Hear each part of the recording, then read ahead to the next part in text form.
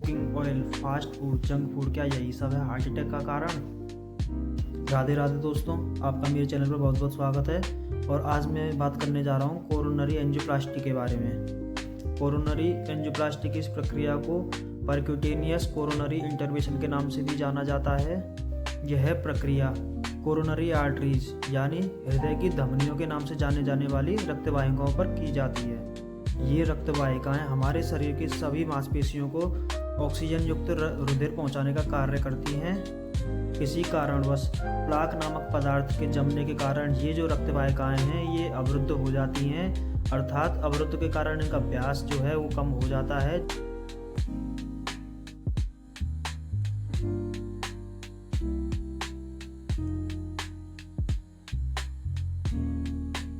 जिसके कारण ब्लड के सर्कुलेशन में बाधा उत्पन्न होती है और हृदय की मांसपेशियों को अधिक कार्य करना पड़ता है, जो कि हार्ट अटैक या हृदयाघात का रूप ले लेता है। एंजियोप्लास्टी की इस प्रक्रिया को शुरुआत करने के लिए डॉक्टर जो है आपके हाथ की जो त्वचा है, कलाई की त्वचा को सुन्न कर देते हैं। कलाई की त्वचा को सुन्न होने के पश्चात डॉक्टर जो है एक सुई, जिसे ब्लंट निडल बोलते हैं, उसको रेडियल आर्टरी, जिसे कि कलाई की धमनी कहा जाता है, उसमें इंजेक्ट किया जाता है। इसके बाद एक पतले और लचीले गाइड वायर को आपकी धमनी में ब्लंट निडल की सहायता से अंदर प्रविष्ट कराया जाता है और इसके बाद जो ब्लंट निडल है उसको बाहर निकाल लिया जाता है। ब्लंट निडल को निकालने के पश्चात एक शीत को जो है धमनी के अंदर प्रविष्ट कराया जाता है। इसी शीत के द्वारा गाइड वायर और कैथेटर को धमनी के रास्ते के द्वारा आपके हृदय तक पहुंचाया जाता है। इस प्रक्रिया की जो जांच है वो एक एक्सरे उपकरण द्वारा की जाती है। प्रक्रिया के इस चरण में गाइड वायर को बाहर निकाल लिया जाएगा और जिस कोरोनरी धमनी की जांच की जानी है उस धमनी के अगले सिरे पर कैथेटर का अगला सिरा जो है वो उस धमनी में लगा दिया जाता है। इसके पश्चात कैथेटर की सहायता से एक विशेष प्रकार की डाई जो है उस धमनी में प्रवाहित की जाती है।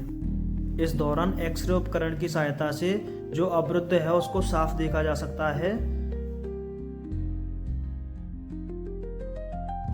धमनी में अवरुद्ध का पता चलने के पश्चात उस जगह पर एक गाइड वायर को पहुंचाया जाता है।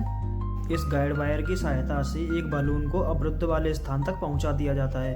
अब जो है इस बलून को इन्फ्लेशन डिवाइस जो है एक डिवाइस है उसकी सहायता से इसको उस जगह पर फुला दिया जाता है।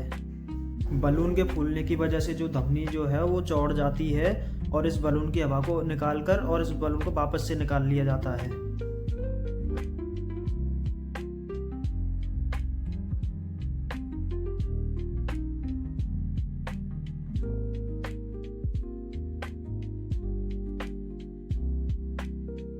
इसके पश्चात एक जालीदार संरचना युक्त एक नली, जिसे स्टेंट बोलते हैं, इस स्टेंट को बलून के ऊपर लगाकर गाइड वायर की सहायता से अवरुद्ध वाले स्थान पर ले जाया जाता है।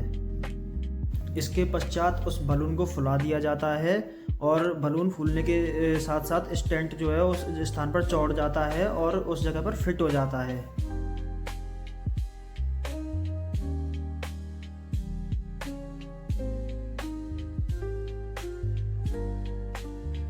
जैसे ही अवरुद्ध वाले स्थान पर स्टेंट जो है फिट हो जाता है, उसके पश्चात बलून की हवा निकालकर उसे वापस से बाहर निकाल लिया जाता है और स्टेंट उसी जगह पर रह जाता है, जो कि धमनी को चौड़ा रखने में सहायता प्रदान करता है। प्रक्रिया के अंत में गाइड वायर और कैथेटर को भी बाहर निकाल लिया जाता है।